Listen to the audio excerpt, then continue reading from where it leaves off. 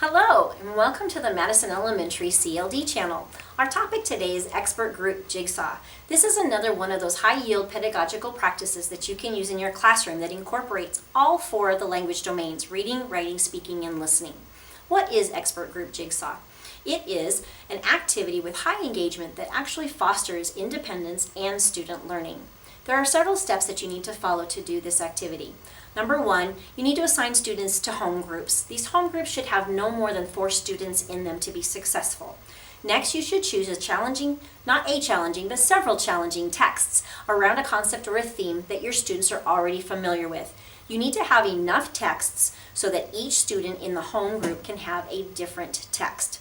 Next, you're going to create a note catcher that has no more than 3 essential questions that are general enough to be used with all of the text that you are using. You should divide this note catcher into sections that will look something like a matrix. You'll have your essential questions across the top, and then you'll have the titles of your texts down the side. Next, you are going to give those students in the home groups their texts. It might be helpful to color code the texts in some way, like copying them on different papers, so you can make sure that everybody in the home group has a different text. Next, you're going to have them leave their home groups and go to an expert group. The expert groups will consist of students from all of the different home groups that have the same text. For example, if you copied it on blue paper, all of the kids with a blue paper will go together and be in one group. They will all have that same text. Same goes with any other colors that you use. Then when they are in their group, you need to assign some roles.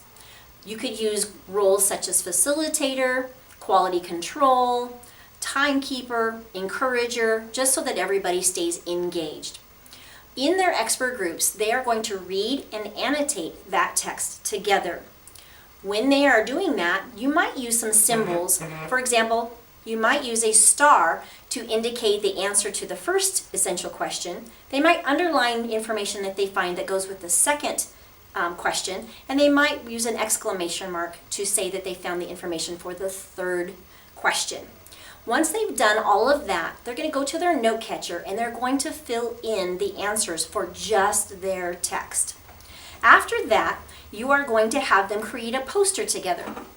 Their poster should cover all of the essential information that was in the note catcher. They can use words, they can use pictures, they could use phrases to cover all of the information that was there. Making sure that all of the group members contribute is super important. One way that you can do this is to give each student in the group a different colored marker. And they are only allowed to use that color marker, and they have to sign their name that way. So you can see which students contribute which information to the poster. When the posters are finished, you're going to display them around the room, separating them enough so that there's enough room around each poster so that a group of students could gather there. Next, they're going to go back to their home groups.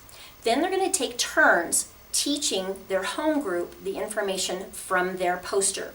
The students are going to use their note catcher to write down the information that the first student is telling them, not just copying the information off of the first student's note catcher.